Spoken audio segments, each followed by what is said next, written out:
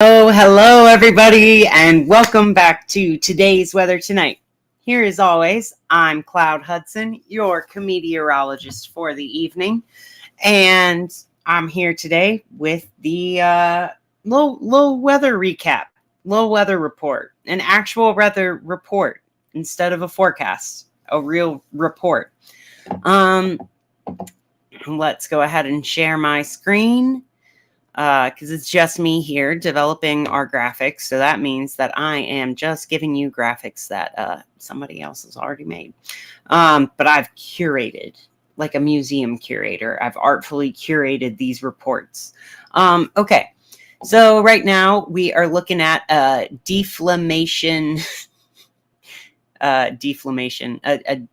Yeah, the island of Iceland was very inflamed and it's deflated. A deflation map of Iceland's Rearcast Peninsula because the eruption has slowed down to about a stop. So finally, there is a little peace and quiet with a caveat. You see this area, this big purple area, is where we had seen a lot of inflation before the eruption. And then the magma actually found its way to the surface over here, right in the area where we'd had eruptions before, like a month ago. And you see some inflation in the area still. So that indicates that the magma found a tunnel from the Svartsengi area over to the Stora Skogafell and Hagafell area where we actually saw the eruption. You can see it marked in red where the fissures actually opened up and black where we had the most recent lava flows. So we are still in a considerable risk for many of these zones. But the real hazard, in my opinion, that they're not putting on the map right now is the fact that crews worked to restore the broken hot water pipe, which I explained last night is the source of both energy and hot water for most of the peninsula. The crews restored that pretty fast. Like, hats off to the workers. They did a great job. But the lava wasn't cooled enough for them to be building a pipe over it yet. So the repair pipe actually also burst, like late last night for us in the US, but like in the middle of the day for them in Iceland. So they are working to restore power right now, but it is still kind of touch and go there, where the lava flow didn't really interact with too many people's houses this time, but some main infrastructure was unfortunately damaged, and they're having to do a little bit of extra work to repair that. Now, that's nothing compared to like Iceland's eruption has gotten a little bit blown out of proportion in media coverage because there are other volcanoes actively erupting around the world. Let's go, for instance, to a map of our live eruptions right now. Oh, wait, I don't have that pulled up. I'll pull it up. We still have volcanoes actively erupting in the Western Pacific and South America. And some of those, like Mount Merapi, have actually had casualties since December, January time. But we're not seeing the media coverage because it's also in different media sources that aren't as often translated into English. So we've still got Reykjanes as an active eruption, Popo, Fuego, and Rincon de la Vieja, Sangay, and Sabancaya still erupting. We've got Mount Michael still showing as an active eruption. Of course, Lewotolo and Lewoto B in Indonesia, Semeru, Merapi, and Krakatau is in an active phase, but I don't think it's actively erupting. But Merapi and Lubitobi have been the most active and threatening volcanoes in Indonesia. So that's really where we're seeing the most like threat to human life. I know that it's really dramatic for Iceland to have like this is a brand the drama about Iceland is this is a brand new volcano, whereas all the other volcanoes that are in an active eruption phase right now, we already knew they were volcanoes. The weird thing about Iceland is that these are fissure eruptions that are unpredictable where it's going to happen. So that's what's kind of making news. But with that said, I want to go ahead and take a look at our earthquakes because, of course, earthquakes are where we are getting our information about what's going to happen next with the volcanoes. So we had some here. Today, I've just got this set on today. The rings are showing everything in the past week. But where we see these little flags are showing our within the past 24 hours earthquakes. Let me make sure that I'm on one day so that we include the one out here on the Marianas Trench in the Mariana Islands of 4.7. There was also a 5.8, 5.4, and a stack of 4.6s all the way from south of Taiwan through the Philippines into just north of western Papua New Guinea. And then here in the Solomon Islands, we saw a 4.7 today. We also saw, well, technically within the last 24 hours, but really more on the yesterday side, a 4.5 off the coast of Japan. Working our way over into Asia, we had a 4. Oh, this was a 4.6 when I started the broadcast, a 4.9 in Afghanistan, and a 4.8 up here in Russia. Then not showing much except for the 4.5 and 5.1 we had here in South America and a 4.5 here in Mexico.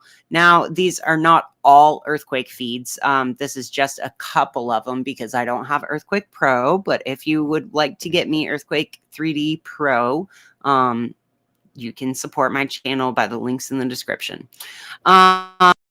Now, that's all I want to touch on for our earthquake updates because I'm not the earthquake expert. I am just reporting that we've seen a wave of mid-range 4 magnitude earthquakes sweeping throughout the Earth today. So from the Earth, where do we go? But up. We go to the terrestrial weather. And we saw a continuation. Okay, while it's loading, we saw a continuation of our equatorial moisture and heat going into the southeastern United States today. We saw a strengthening of this North Atlantic low that's moving its way towards the Isles, and we've seen continued cold ass temperatures in Iceland. You know, it's named after ice, but not making it easy. Considering power outages and hot water outages, it is actually like pretty significantly life-threatening to have like very cold temperatures. So at least they're not getting those very far sub-zero temperatures like they are in Greenland and near the North Pole. But they're still in a pretty it's still winter in a place called Iceland. So you don't want your power and your heat to go out. So speaking of heat, let's take a look at our temperature map.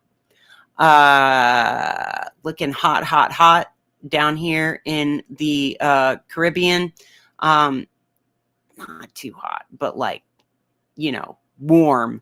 Not as hot as it is down here in Australia. Australia is our hottest place on the planet right now. The planet's hottest club is Australia. It's really cool to see the temperature gradient too, because Tasmania actually retains some of that. it's got some of that heat from the mainland, but it is like the steepest temperature gradient right here. Look at how far of a temperature gradient we get in just here to here. That particular great circle on the globe is a really steep temperature gradient, and that's something we see in winter in the South Pole. But there's actually, the South Pole has a much tighter polar vortex going on, like a much stronger, tighter polar vortex than the North Pole. And that's a summer thing of the cold contracting down, not being able to escape because there's so much solar heating. Remember, this is the part of the Earth that is tilted more towards the sun, so it's getting more of that solar radiation. And where we saw our earthquakes, it's not terrible. It's actually pretty chill. This is like 70s. Nice temperatures here in the equator, in the western Pacific area of the equator, and actually really mild conditions across most of Eastern Central Asia, and also into Europe in the lower elevations. Higher elevations all throughout are still seeing those wintry temperatures. So same deal over here in North America. Higher elevations are seeing the more wintry temperatures, and we're getting a little bit more set up for our springtime pattern. Now, I know that we just had Groundhog Day, and a lot of groundhogs predicted that we were going to have 6 more weeks of winter. So where is it? We're still seeing 6 more weeks of dreary rainfall, but not much in the way of winter. Look at how humid and moist it is all over. This is surface level conditions. Really, really saturated air throughout much of the North American continent, except for the higher elevations as you get into Texas, New Mexico. Now, I like looking at Null Earth because I like their Earth view, but I just want to go to Zoom Earth real quick so that we can see a global projection of the radar onto this globe. How are y'all doing, by the way? Welcome to all 2 of my viewers, my fans. I love you. I love you guys so much. One of you is my mom, and one of you, I don't even know who you are, but you can leave a comment and tell me who you are. Never mind where the crosshairs are there. That's not where I am. Don't come and reverse rob me. Don't come and give me a bunch of money while I'm asleep. Okay. Slow internet connection. Well,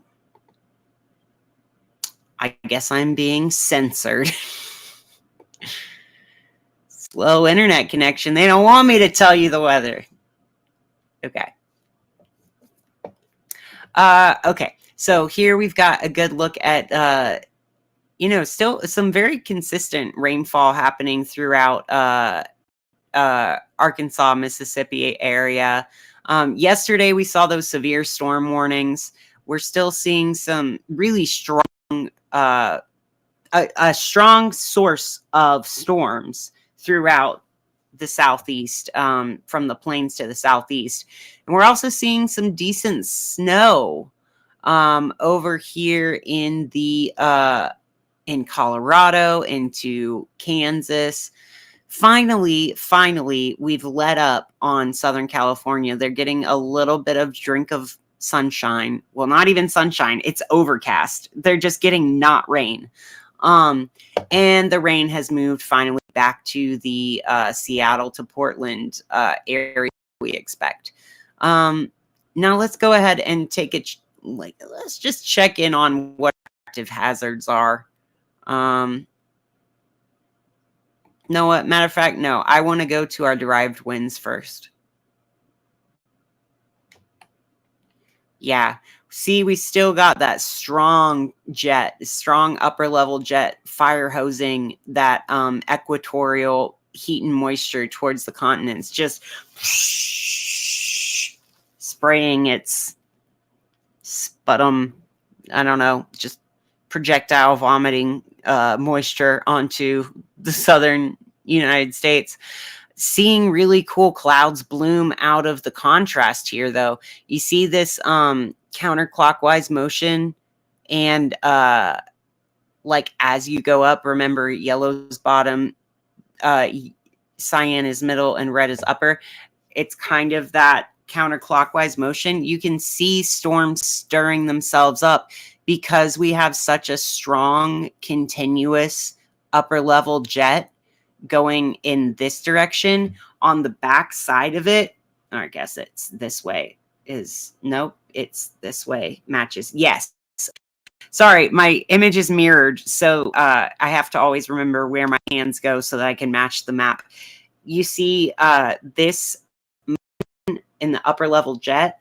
That means that right here to the west of that upper level jet, we're getting a little vacuum created eddy. And now it's not, no one's calling it I'm calling it a vacuum. I think of it as the stream going, and there's like a sucking motion that wants to create some vorticity on the backside of a jet.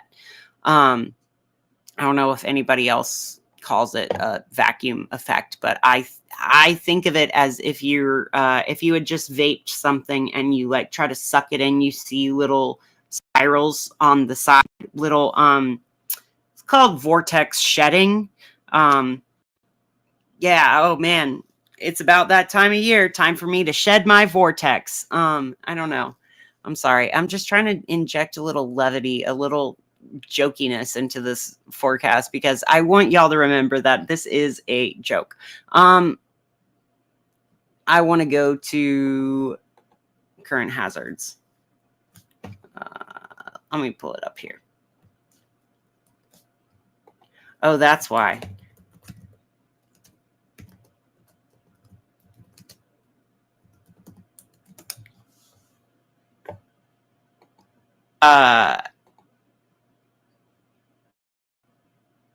I had the Google Earth up in one of my tabs because I was being a nerd. So,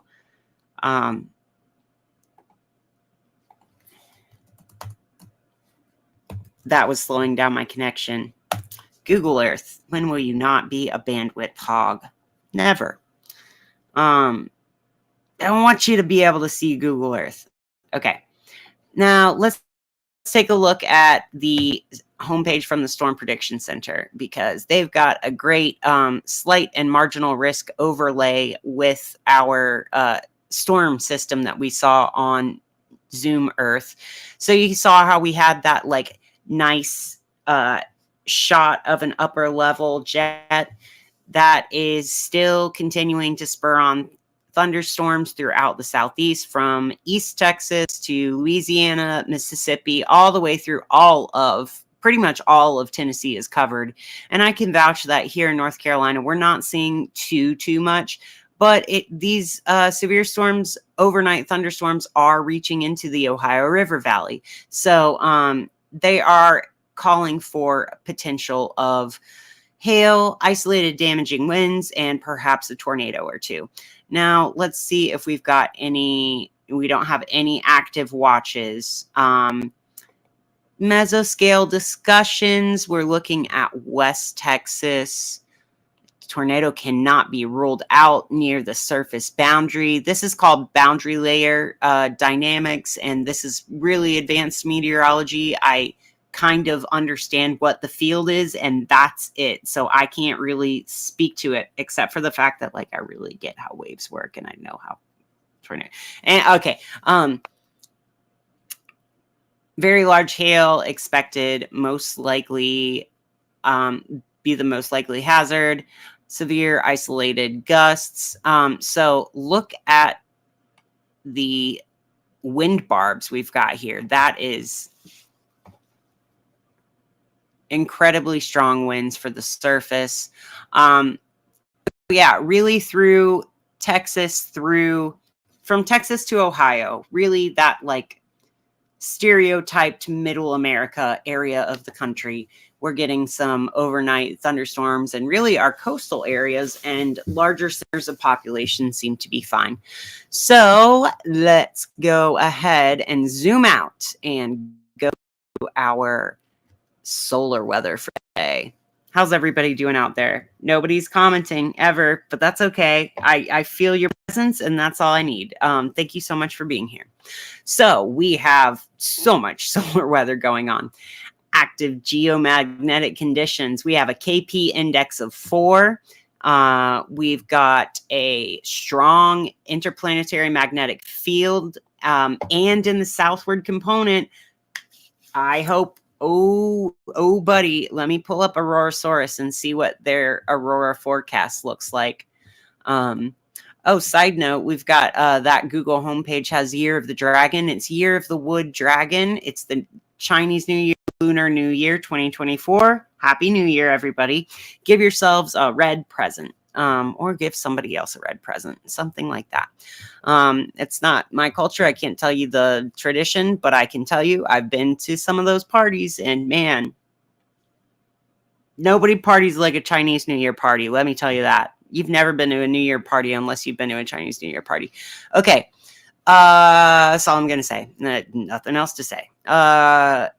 Yeah, we're looking at some strong possibilities of seeing aurora into much of Canada and possibly throughout the United States. And that's through parts of the United States that look like pretty clear condition. It's a bit cloudy.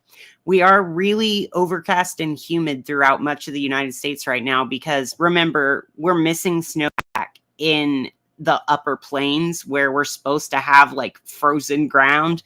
That is, it's not frozen right now. I'm not saying the climate's changing. I'm just saying the air isn't doing what it usually does. You know what I mean? Okay. Anyway, we've got a good view of these potential aurora going all the way into, Montana, the Dakotas, Wisconsin, Michigan, Maine, those areas of the United States. So like a decent chance of some mid-latitude visible aurora tonight if you don't have your view blocked by clouds. So I got all of that just from this little warning right here. The strength of the interplanetary magnetic field is moderate and is slightly southward.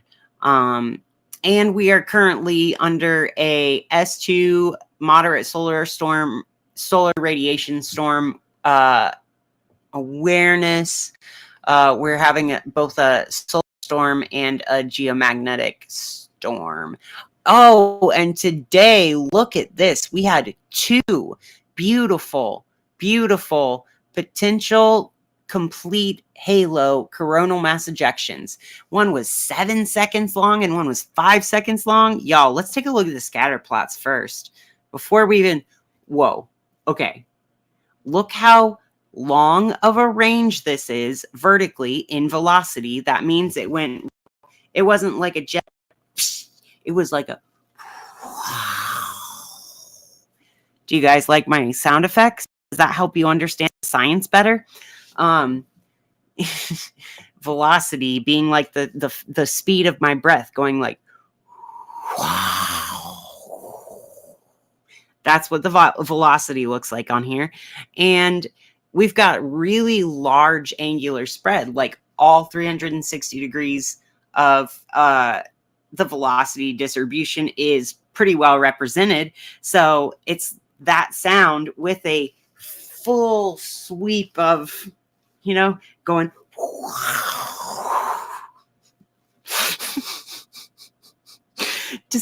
I feel like this is so scientific. I'm doing my motions of my arm in the XY coordinates of what the 360 degrees to be of the halo, and I'm doing my vocal velocity to the distribution of the velocity. Guys, I'm doing some real science here, and if you aren't making silly noises, you aren't communicating science.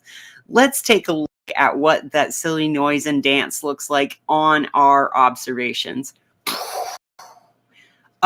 And look at all that radiation. I told y'all this weekend was going to be nuts.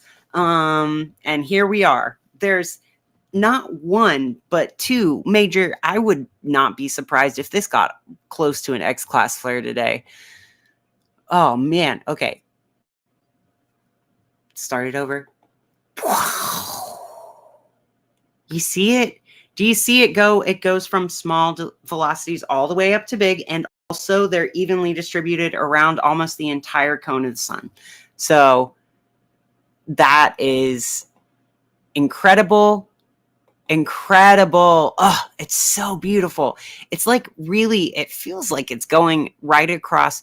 You remember how there's a line of solar storms going kind of like northwest to southeast on the solar, like the earth facing disk of the sun? It feels like this is kind of going from that southeastern corner up to the northwestern corner when you watch it play. If you can almost imagine it like that. Can you see it that way when I play it one more time? Almost really quick going like that. Now, that's just one of today's massive coronal mass ejections. Massive. Also, I want to take a look at this one. This is a pretty narrow one, but looks like it got a decent speed. Okay, that is just almost incomprehensible in the milieu of radiation particles. Hard to see, but here's our second one. Oh man, and this one, I bet this is from our new. So I bet the first one was from 3575 and the second one was from 3576. Let's take a look at that in a second. But let's watch our beautiful imaging of it. Look, so the white line they show around the solar disk, and the usually two lines are showing the angular width of the coronal mass ejection around the sun. Look at this. It's just a line. It's just a circle and a line because this is so clearly a full halo. Man, you see it puff out right here. Okay, it starts right here. Look at that. You can't even see the beautiful petal flower shape it'll take. It starts out real small right here. And then we grow a little bigger, like this bubble hasn't even burst yet. These are just the bubbles coming off and getting ready to burst, ramping up to bursting. Then it's exploding. Then if the balloon has its own balloon growing off of it, this balloon exploded. And it sent off a shockwave to the south. Look at this. The little echo. The echo comes right here. Do you see the echo explosion coming from, it started over here and then it ripple affected to the south? Okay. There's no way this isn't Earth direct. This gotta be some component Earth direct. So I'm definitely going to look at the, well, first let's look at SDO and see, let's just get a visual of this. And this is the line of sunspots I was talking about. We can't even see 3575 anymore. 3571 is technically the only one facing us, but I feel like it was an echo. Let's take a look at, I want to look at 211 first. You guys are coming along with me on my daily adventures into the sun. Look at those beautiful spirals. Okay. Oh, I clicked on the still image, didn't I?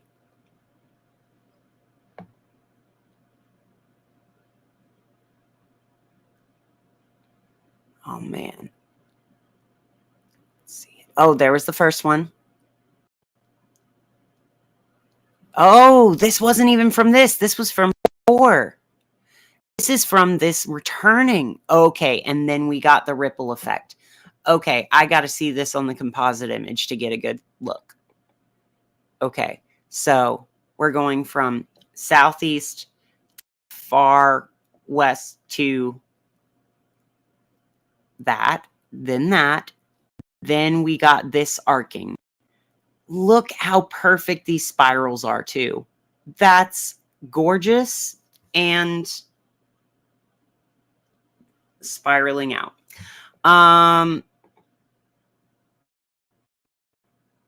1, 2, 3. And this is actively, I feel like this is actively erupting. I genuinely feel like right now this is about to do something big. And again, that's just off vibes alone, but my vibes are looking at pretty swirls doing pretty swirl things. And I'm pretty good at seeing where the pretty swirls are going to go next. So 1, then 2, then 3. That was massive. I can't believe that wasn't Earth Direct. This one, though, keeps arcing. And yeah, I mean, it's got a good component. I think that was like part of the echo of this one. This might have induced some resonance with this sunspot and pulled out just a little bit of energy. Let's go ahead. Well, I want to look at this. Let's look at the other composite too. Oh, first we saw this spiral off, then this, and then you see, I think these are pre-launch filaments right here. I think these umbras are getting unstable. And I also think this quieter looking dark spot is getting ready to, I almost feel like this is sucking energy down and somewhere else it's coming up. I also see a beautiful spiral wave pattern happening at this latitude that can't be ignored. I feel like this is all ramping up to, remember guys, we're not even at solar maximum yet.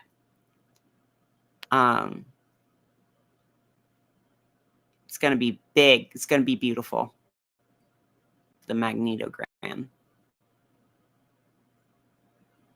If it comes up.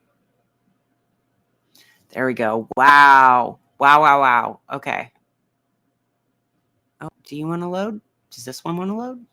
Yeah. Yeah. That's with our, this shows the ropes, like the magnetic flux lines of going from positive to negative. This is incredible because you can see how this is very distantly linked to both this area and this area. They're all connected, so you can't have one erupt without the others being disturbed. So let's go ahead and take a look at what that meant for our solar flare data today. Hello, third viewer. Oh, gorgeous sun activity. Thank you. Thank you. I appreciate that, Carolyn Hudson, whoever you are. Totally not my mom. No, she's my mom. I'm very proud of her. All right, let's go ahead and look at our solar flares.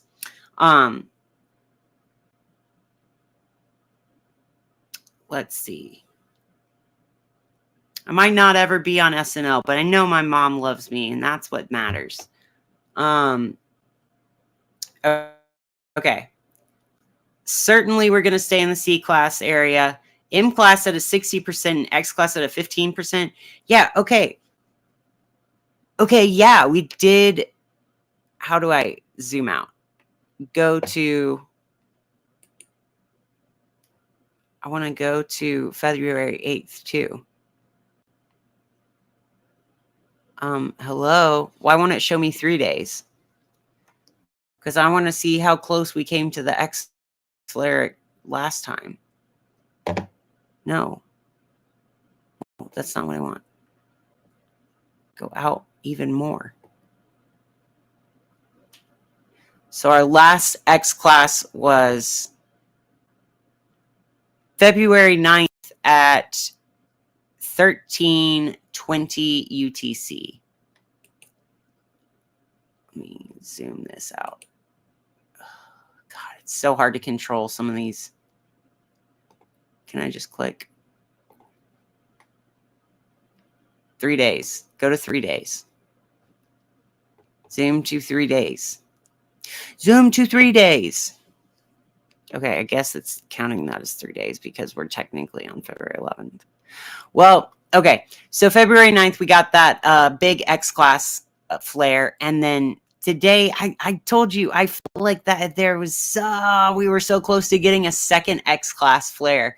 But yesterday, I told you, I was like, we're probably going to dip down to lower C range, then get a good M flare in, and then get way down. I actually expected us to go down to a B and then back up to an X, but we got an almost X-class flare. We're in the R2 radio blackout solar storm level, but that is nothing to sneeze at. That's a really decent ramp up and down for this week's little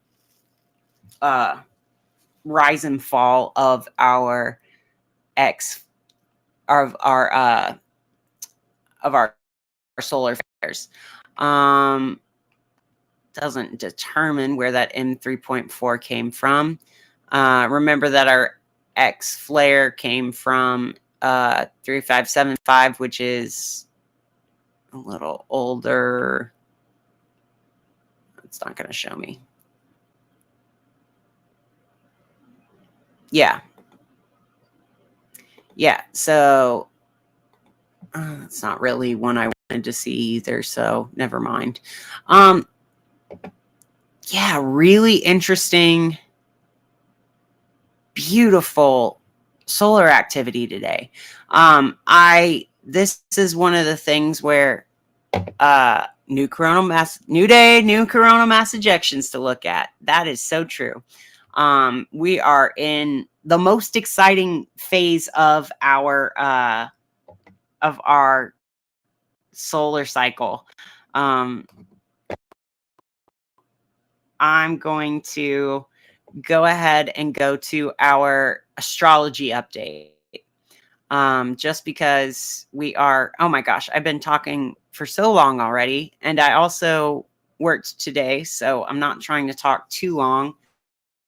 Trying to set a good standard for everybody out there to take time to rest when they need to, including myself. Got to start with numero uno.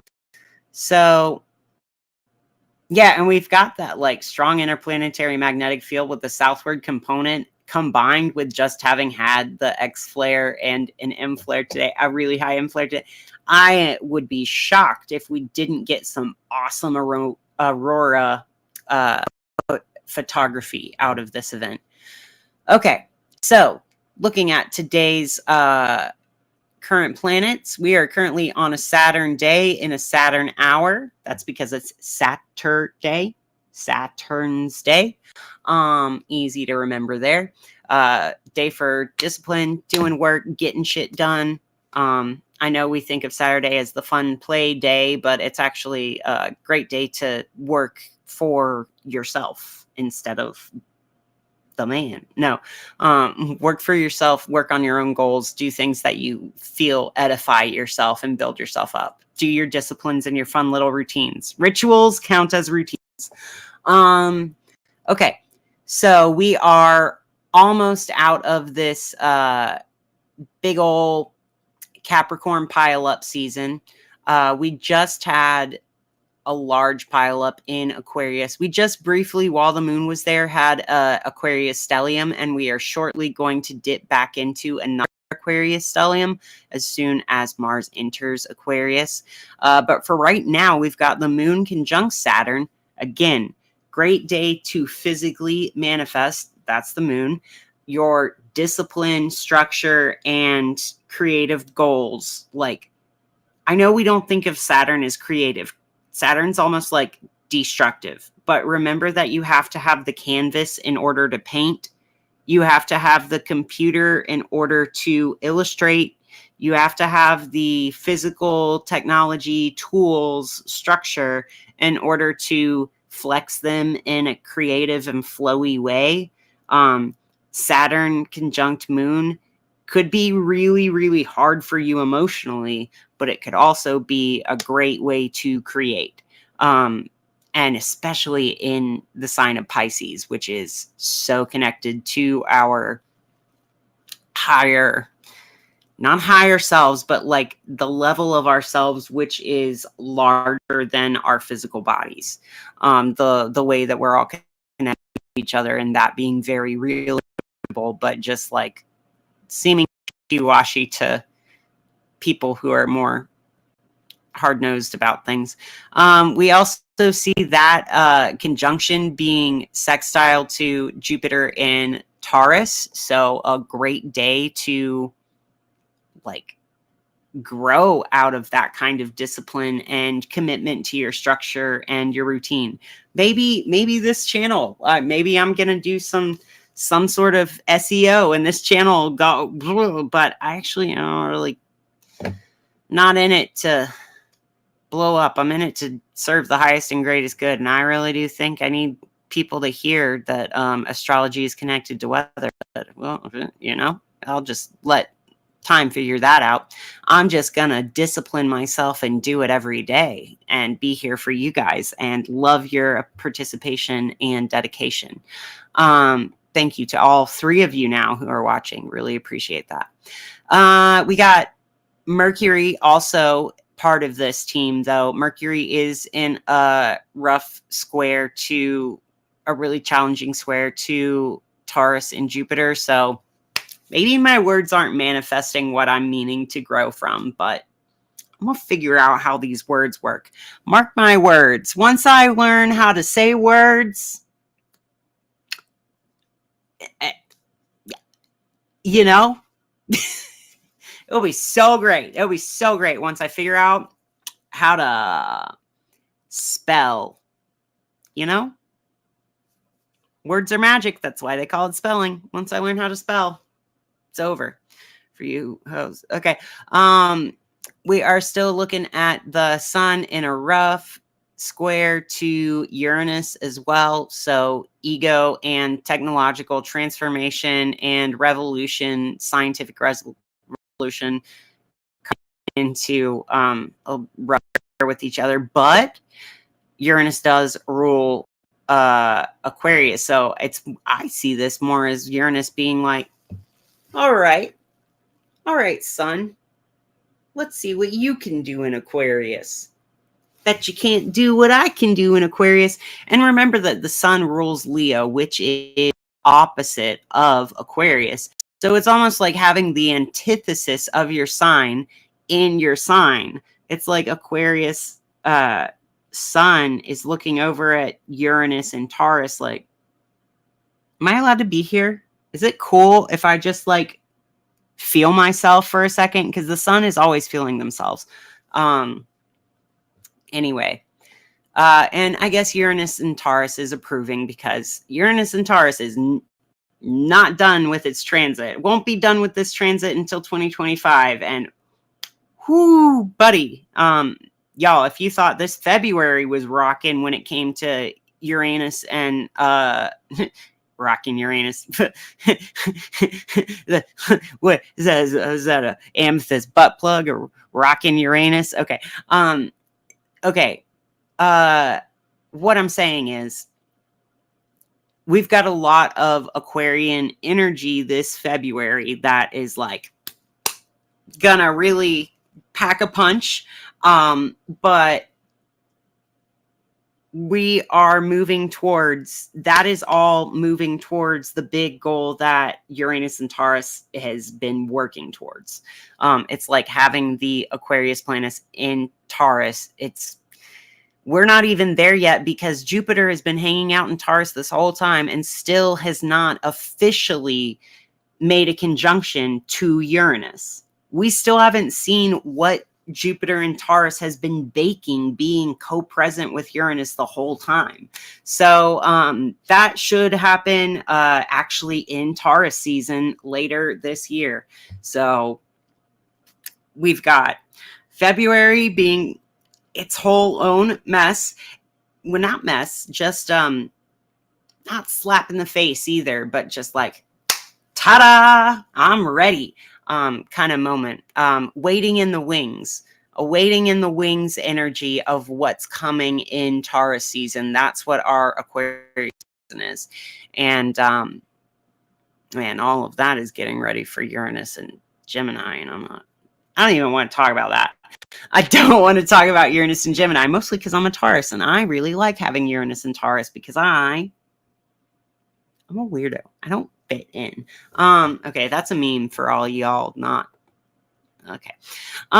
Let's go ahead and stop my rambling about the planets, because I really will just ramble about the planets forever. I'm pretty sure that's what I'm here to do. So let's go ahead and actually, with the rambling space, I want to pull out a deck of cards I have not used on this stream before. And you guys are going to get to see me stand up. Ooh, what am I wearing? I'm wearing a cool ripped t-shirt and some 70s jeans. Okay, go over to my, this goes with this.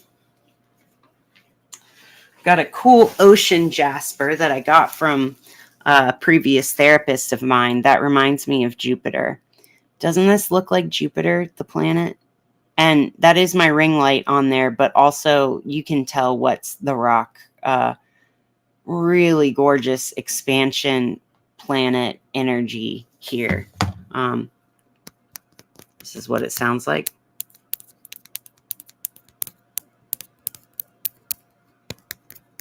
It's really well polished and tumbled, so you can't hear much. But this is the stone that I like to charge my liminal space deck with.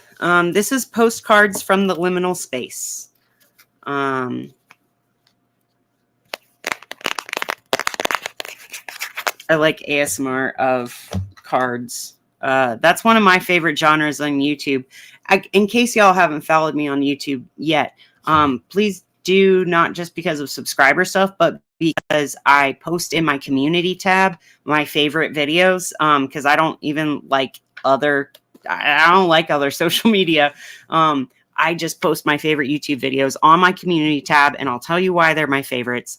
But one I haven't posted a lot of is my favorite ASMR card reading and distance Reiki healing, all those kinds of genres of videos. That's the stuff I listen to myself, in addition to my weird research about geosciences. I'm like, what do the rocks have to say in so many ways? What are the rocks telling you? I listen to geologists, and I listen to people just tapping on rocks. That's how I listen to the rocks. Okay. You could call it rock music. Okay. I crack myself up. Okay. Let's go ahead and pull a card from the liminal space deck, which is a really pretty hand decorated deck. Not hand decorated. I have a hand decorated tarot deck. That's one of my prized possessions. I don't use it very often because I don't like to shuffle it because it's so precious. But my best friend Taylor made me a tarot deck that I'll probably pull out on stream sometime. But not today, because today I'm going for the liminal space. What's our message from the liminal space? Why was I called to pull this deck out to pair with a tarot reading today? Remember, I do a card reading at the end because I am pulling from the ether, from beyond the planetary realm. I believe that we can sense where the planets are, and we can sense things in our solar system, and even to some extent in our galaxy with physical material means. But in order to get a sense of cosmically what the weather is, we need to use something a little bit more beholden to chaos, which is why I shuffle the cards, what I use the cards for. And both my interpretation and shuffling are channels of chaos in this instance. So I'm going to say...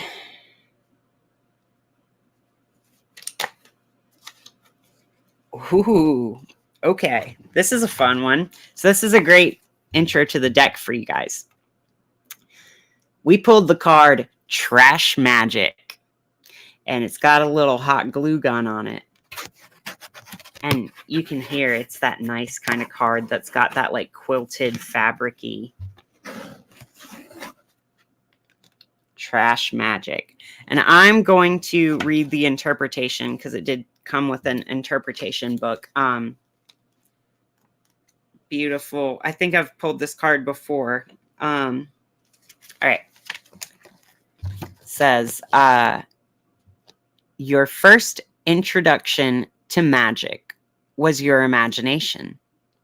Just make something. No more excuses.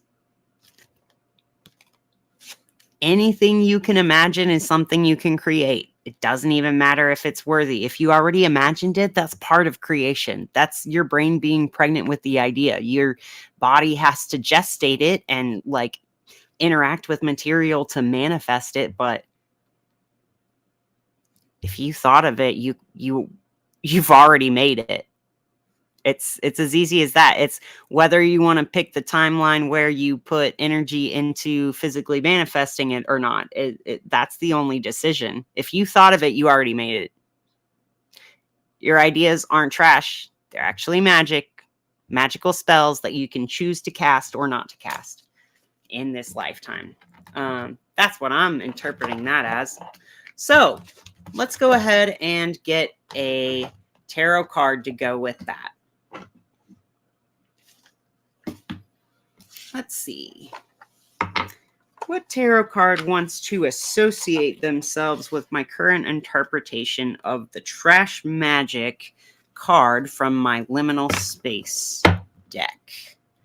Postcards from the liminal space is what it's actually called. And it's kind of I think it was a limited series, illustrated by Kaylee Christensen, created by Bakara Wintner and Christian Berry.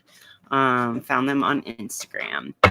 Now let's go ahead and see what card is calling out for trash magic. I love that it's got a hot glue gun on it too. Reminds me of Odyssey of the Mind. Oh, here's a jumper. Ha! Beautiful. I love that. Okay. We got the Three of Cups with trash magic. This reminds me of, like crafting with your friends, just the girly things, just hanging out with your best pals, convivial energy, vibing, celebrating life, loving each other, loving that you're three beautiful women or men, but like the energy is feminine, like the energy of kicking back and creating stuff with your homies. That's feminine friendship energy right there. That is a beautiful, beautiful pairing. So I'm saying this is calling for us to hang out with our friends and make something. Go doodle with your pals. Go just FaceTime your friend and do drawing or a craft you've been meaning to do at the same time. I think that is a perfect way to use what's left of our Capricorn energy with the creation energy of having Mars and Venus there together, the duality of having to become pregnant with the idea and also do the action in the physical world outwardly to manifest it, melding with the weird Aquarian magic of technology mixed with an appreciation for not throwing anything away. Turn your trash into treasure, magic, not in a hoarding way, but in a way of, oh, I am actually going to use that. I saved that for a reason, and I'm using it right now. Yeah. Let's have fun together. Let's not get bogged down in the heavy, because there is some heavy energy with so much fixed sign energy in the planets right now. Let's use that to drill down. Use the heavy energy to drill into a new pocket of creativity. Don't use it to get weighed down. I think trash magic and that card is the way that we do that. Okay. Wow. Beautiful energy to end on. I'm really glad that we had this talk. Thank you so much for joining me again. I come back. I do this every day, every night. I'm not a day person, so I don't really do it every day. I do it every night. That's why it's called Today's Weather Tonight, because I'm not getting up early to tell you the weather. I'm creating a reality where I can be a broadcast meteorologist at night, creating that dream job. And you guys are my dream audience. So thank you for being here. I love you so much. Take care of yourselves. Find joy wherever you can. I love you so much. Have a great night. Bye. Bye. We're all the Goonies together.